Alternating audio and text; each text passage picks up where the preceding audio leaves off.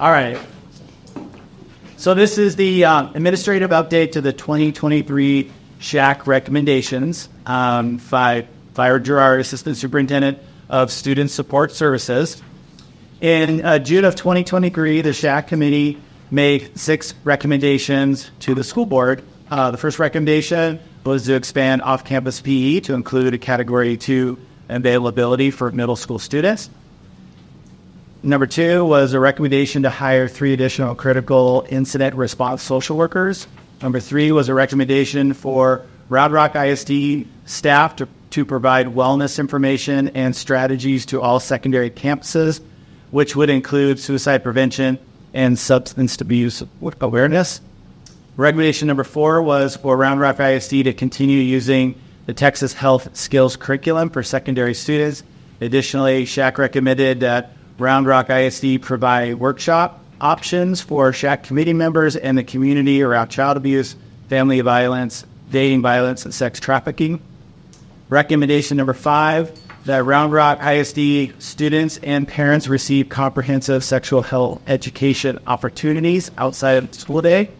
And number 6, recommendation was Round Rock ISD would establish a committee to focus on interpersonal violence and that will provide resources to students and families. So going on from there, although the Round Rock Board of Trustees did not take action on these recommendations for the 23-24 school year, the Round Rock ISD Student Support Services team did take initiative on a few priorities that we felt were within our scope of work and that could be addressed without a formal direction from the school board or a superintendent. It was their valuable expertise. So I just wanted to give you a feedback on kind of where we've been this year with those recommendations. So below are updates to the work in progress around some of the SHAQ's recommendations. So recommendation number 1, Round Rock ISD has aligned our off-campus PE programs with TEA guidelines. We have made Category 2 off-campus PE available to all 6 through 12 grade students now.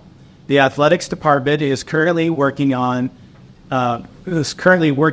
the teaching and learning department to develop an asynchronous health curriculum that is required for all middle school students to engage in while also participating in their off-campus PE sport or activity. So that was a big progress for our district for that. Yeah.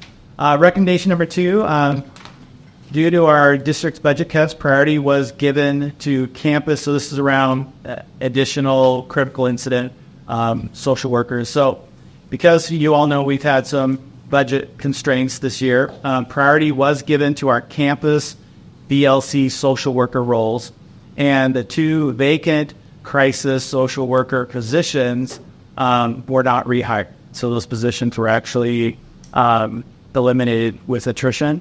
However, Jennifer Wagner has joined our team, and all 10 current BLC social workers are trained to respond to crises in our district, and future critical incidents response training will be ongoing for all of our social worker positions.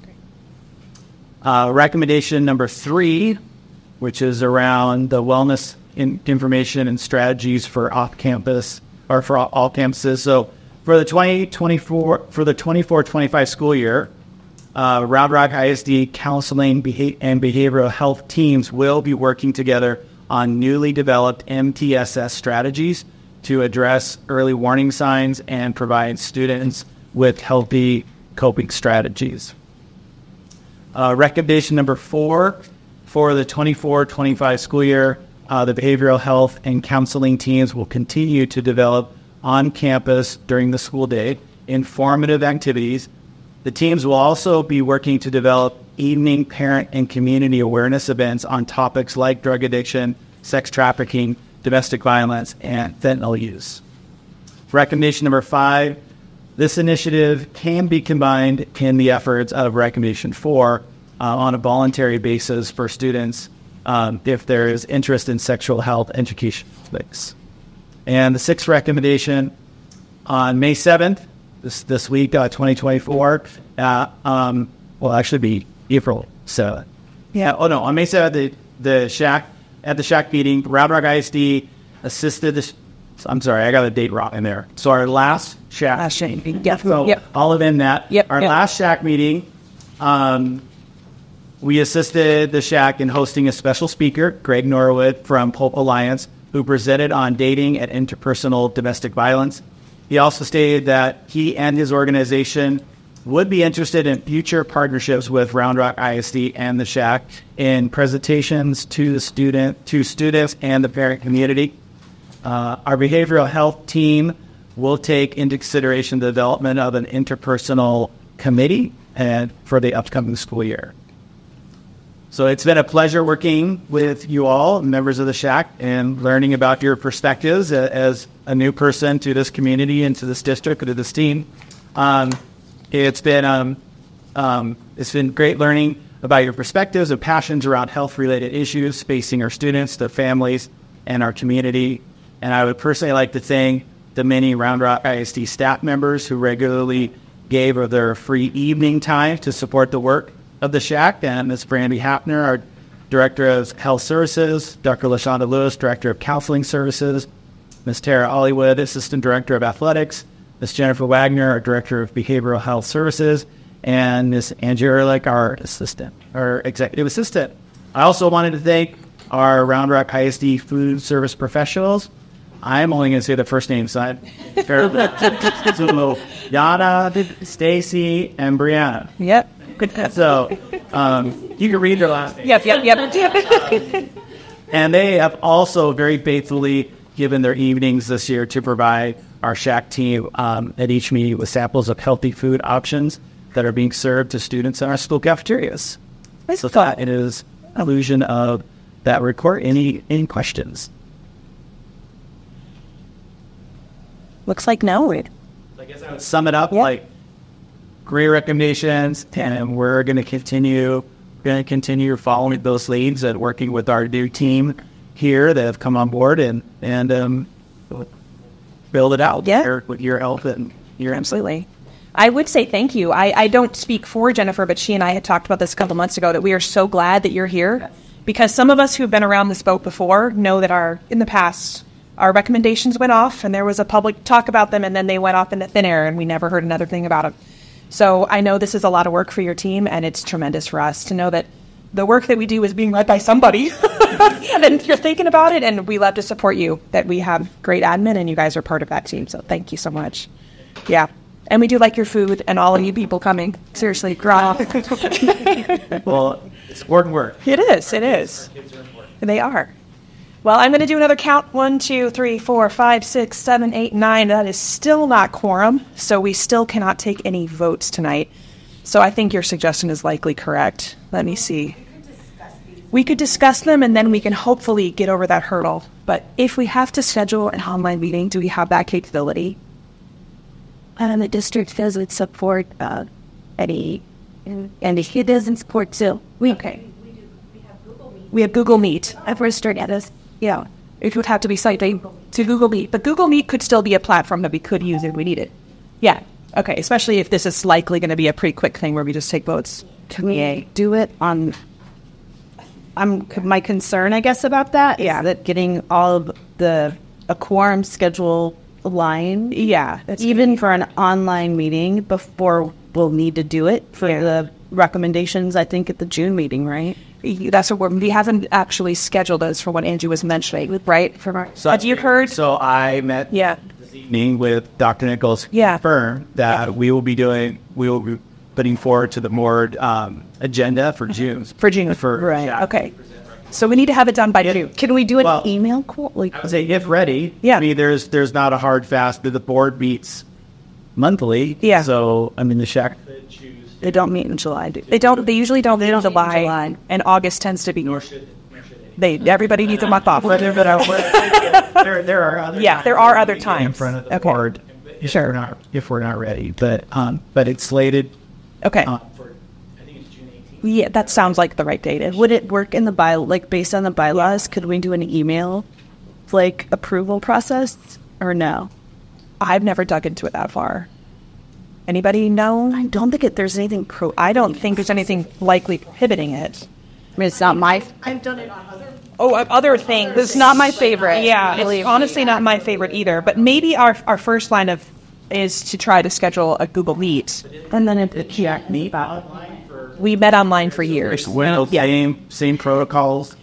We used to use Zoom. So we would just have to sub in Google Meet for Zoom. But that's just one technology for another. I think that online would probably be our best bet. I mean, in 6 to half does. Yeah, seriously. It's just a technology. Which one's installed on my computer, I don't know. So, Yeah. Yeah. Yeah.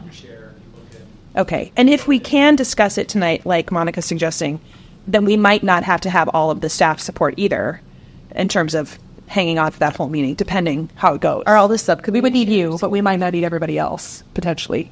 We might not need, we're not going to need a food served to us, that kind of thing. But yeah, and there is some language of the bylaws regarding voting rights. Okay. voting by email. Oh, there is there? Not online immediate, but Not that being in person. Could you point us to roughly where that might be? So you recall how the SHAQ did it when they were on Zoom? If they weren't in person. we made it work online. Yeah. We did both. So we can still do that. Yeah. Chat. Yeah, but if we do it by email though or something, that would be. Then it could be asynchronous and people could vote at their pleasure. We can dig into that. Yeah. Okay. Committee time tonight. Okay. How did you Love. Oh, yeah. I haven't dug into it. Okay. So if I don't hear an objection, I think what I'm going to lean towards is having a discussion, have each of the committees give a very short verbal explanation of what we're moving towards, and then we can all chat and figure out the schedule for the next thing. Any objections to that? Okay.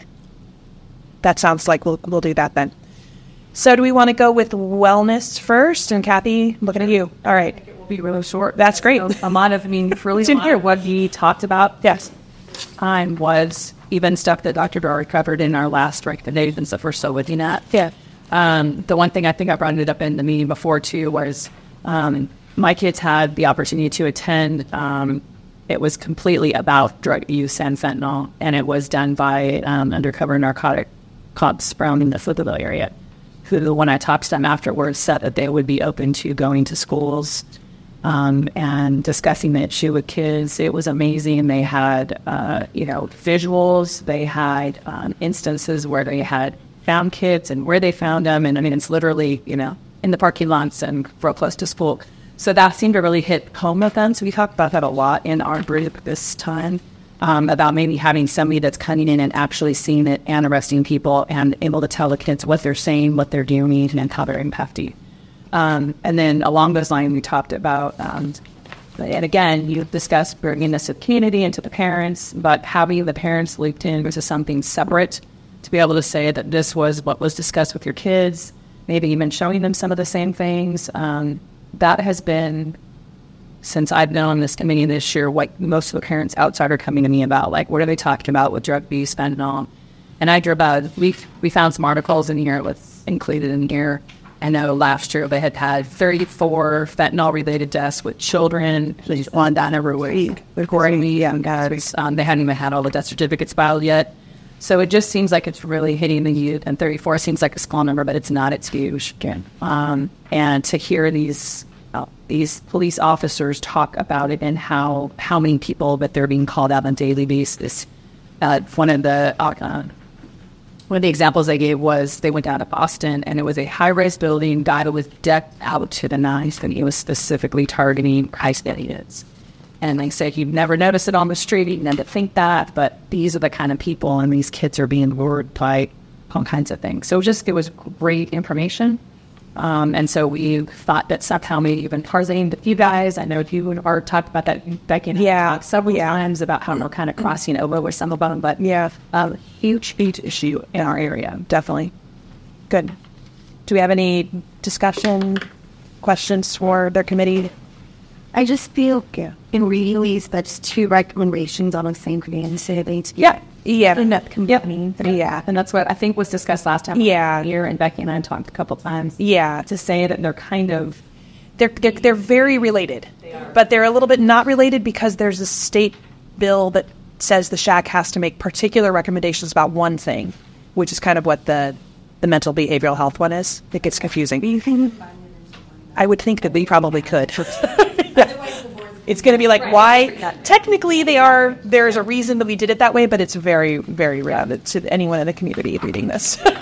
We really care about this issue. And we're already, because we've already been discussing it.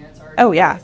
Yeah, it was in your update, in yours, it's coming. Yeah, that's really to understand that the material that's being presented to the kids also presented to the parents, because I think community education is closely important. Yeah, and that has definitely been in all that. Yeah, I think that is kind of your recommendation too. Yeah. Yep. Good. Any other thoughts, discussion before we move to the next one? Making it brief, okay. The next one is mental and behavioral health, and I have been chair of that committee. We went through this document in detail last month, so I'm not going to take 10 minutes of your time to read it to you because it's really long. But our recommendations, I'll just list those. First recommendation is the one that duplicates you about opioids, and this one comes from a state law that says the SHAQ must recommend grade levels and instruction for this curriculum. And we would recommend that Round Rock ISD provide research-based instruction related to fentanyl abuse, prevention, and drug poisoning awareness to students in middle school PE courses. And this was, as we discussed last month, we are recommending the age range now because the curriculum options, when we were researching them back in January, February for formal curriculum, there weren't that many out there, and we didn't want to pick one just because it was the only one available. So our recommendation is really just for the age range. Questions on that one? Yeah, we'll have to take that up next year. It'll be a big topic next year. Again, okay. The second one is about the Student Environment and Perception Survey, and I can joke that we need to come up with an acronym for that because it's really long to say, but here we go. Standardized communication regarding the Student Environment and Perception Surveys, particularly regarding confidentiality or anonymity in non-technical, user-friendly language.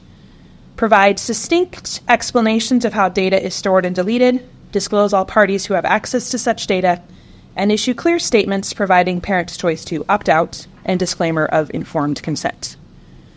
Any questions on that one? Like we discussed it a few times here. Okay. Third one has two components. It is about anonymous reporting to CPS and DFPS. Point A, ensure that staff training for the 24-25 school year includes updates pertaining to HB 63's removal of anonymous reporting of child abuse and neglect.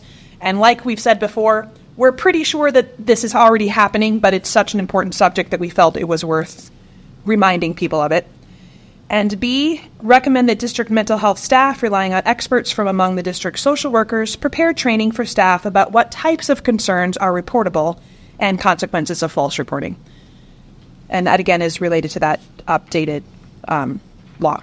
I have a Yes. Yep. So the consequences of false reporting, that concerns me, that statement, is there consequences to family or to the employee? Both. Primarily to the employee. There's language in the legislation now, too, about the consequences of false reporting. Like, it's all in the bill. I don't know if you've read it or... I haven't, but I don't know that the general public would be like, oh, I understand. I mean, I was just wondering if we could reword it. Just they should be reported for concerns related to already mental health career issues. I think our committee's discussion was surrounding the concept of false reporting in particular, because, false reports can, in so much of the information that we've read, that false reports could have ripple consequences into all sorts of situations. But it was kind of both and. It does. I do see what you're saying in terms of intent, though. Yeah. Like, let me think on that one. Because I know sometimes reports get made and it's not the ill intent of the reporter. Yeah. Really the ill intent. Yeah. Just confusion. Yeah. Yeah. So I still like those words, the consequences. Okay. But there are, but like it does in the bill. The bill has that. Yeah. Maybe we can look at the bill text again. I don't have it right here. I think we pulled the language. I think it was even straight from the legislation. maybe I can look at what a synonym. Which doesn't, I mean, but doesn't. I know, But I know a lot of these bills are not written that tremendously. Yeah. Consequences to the family, but and down to the individual. I don't want employees to be worried about false reporting because they're not. It's Not trained to. Yeah. They're just not. Yeah. Lack of. That's what that means. Sure. Okay. Because we heard from committee members that they felt that there were both consequences of false reporting. Say, I'm going to accuse you of something even though I know it's obviously not true. And they said there were also obviously concerns of not reporting. And I think both were covered in the bill. I don't have the bill text here, though.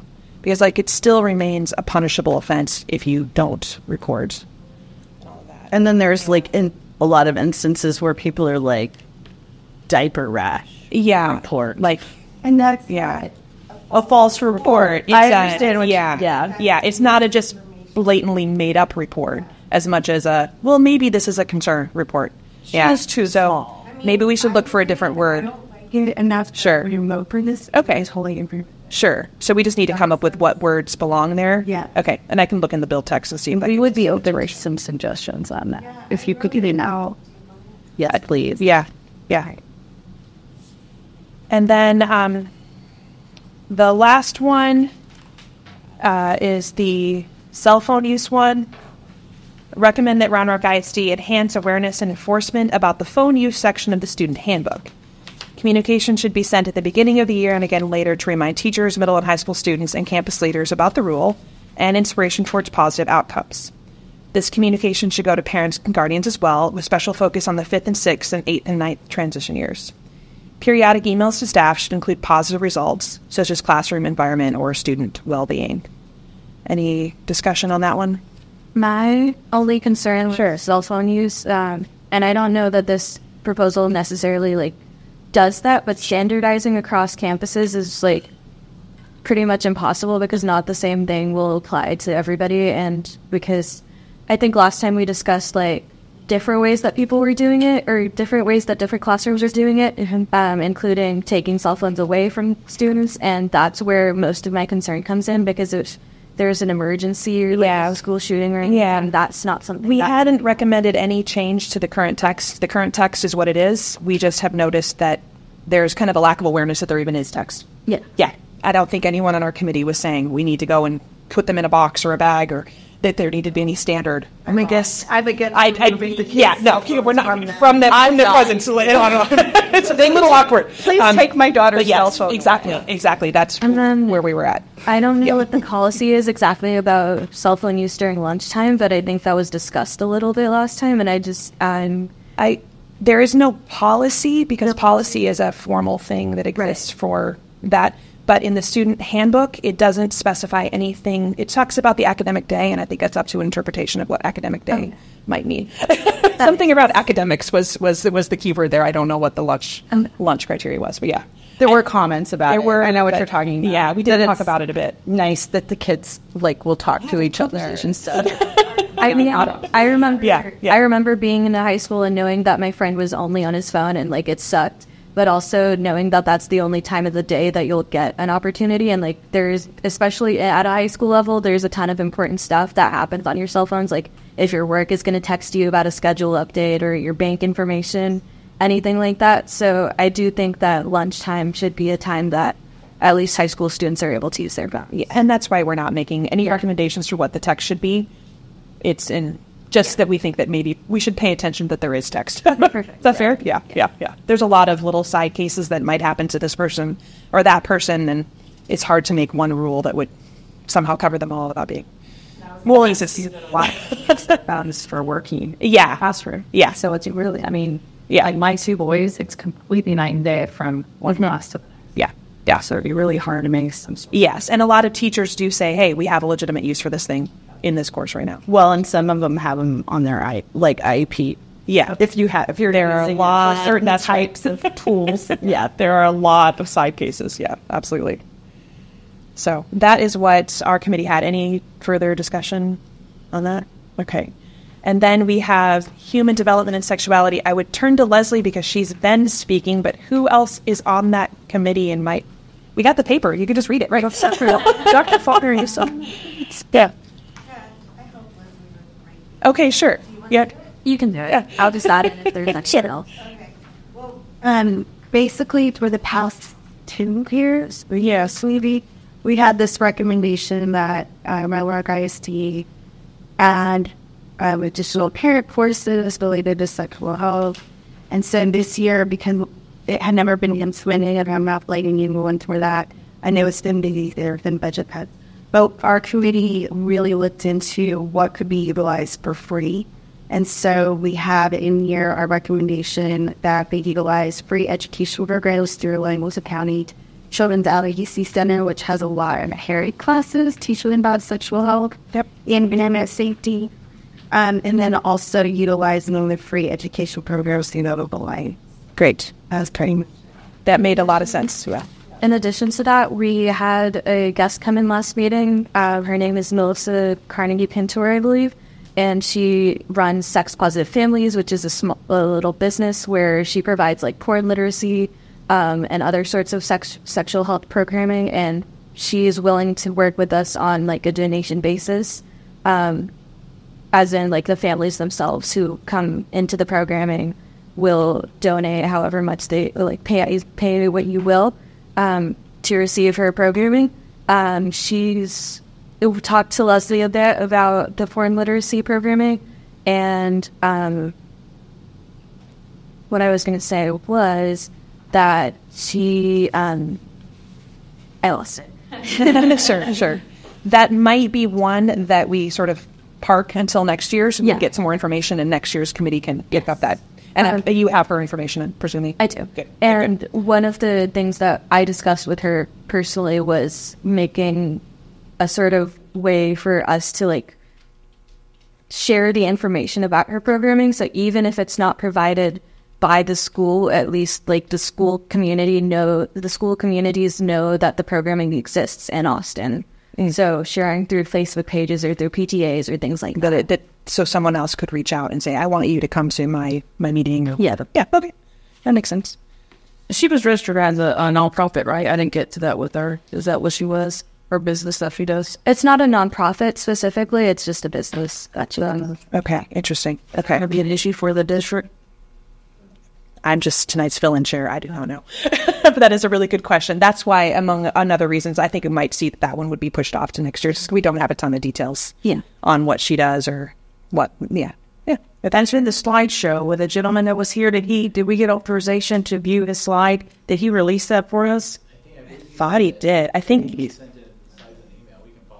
did. I thought I saw his original version. Yeah. He said he was going to send an updated version. Yeah. And I can't recall if he sent that or not. I can't remember either. Yeah. And Hope Alliance is a nonprofit. They definitely are. Yeah. That's a great video. Yeah. Yeah, sure. Yeah, that was interesting, definitely.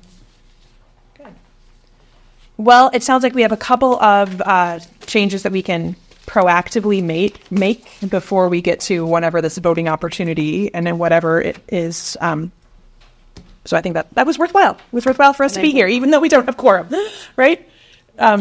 So I guess our next steps, I will pass what we did on tonight to Jennifer, and I will let her figure out scheduling, of course, working with Angie to figure out what Google Meet tools we might have, Any thoughts? So Angie went, grabbed the bylaws. Sure. Read them for decision making. Yeah. So around the whole idea of Google Meet or email or whatever. Yep. So it just says, Section 4 is decision making. Members shall attempt to reach a decision by consensus. However, if a clear consensus cannot be obtained, members shall reach a decision by majority vote. Each member shall be entitled to 1 vote per item. Proxy voting and absentee ballots shall not be permitted. Okay. A member must be present to vote. All right. So that I would that to emails would not. Emails would not work. Google Meet would. To the defined present. So you have to be awake, or can you be asleep on the call? Yes, yeah. Sorry, I've been around way too many lawyers for my own good. So I think a vote and a chat. Yep. Google Meet. Whatever. That's what we did for the last several years. So I think we have precedent. Yeah, no, I'm basically correct. But yes, worried about getting everyone nailing down everyone on the same day. We got to get 12 people. We just need 12. That it is absolutely important. Yeah. Well, and just 12. just when everyone has to agree on every recommendation for it. Yes, that's true. The number of, like, really, preferably everyone. Yes, you need to be there. Yeah. But, okay. So I will get with Jennifer on the things we talked about. We'll figure out what date this is going to happen, and we'll go from there. Any other thoughts? When we pitch it for the Google Meets, I mean, you're talking about within 30 minutes, if that. Yeah. So Yeah. unless the people that aren't here have questions. Have a lot of questions. Yeah. And I will make a strong case. We could have people who aren't here need to read what we've watched the last several videos. Read this stuff. It's all been sent. Yeah. I would send out another version. With its slight changes. Yeah. I think that's really smart. We're voting on this, and we're not going to have long discussion. We've already been doing this for the whole year. Yeah. None of this should be new. People know we have to. We gotta go. It's important. Yeah. Let's get it done. It has to be like. There is a requirement. I have that noted in that's in the bylaws, and that's one section I did highlight. So I haven't helped you out. It is 72 hours before. No. So thank goodness we have 72 hours for SHAQ. They changed it pretty recently. So good. For those that are rolling off like me, just roll on. From what you were saying, I think someone told me earlier, technically if you're rolling off, you don't roll off in the end of May. You don't roll off until whenever our first meeting is in the fall. So you're still on the hook to vote. Please show up and click a button or something. New members are active when our first meet. Yeah, starts for the next year. Yeah.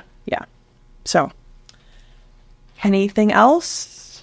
Obviously, we wish we were done, but I guess we'll see y'all online one of these days. So, we can't really even have a motion to adjourn because it was just a casual meeting.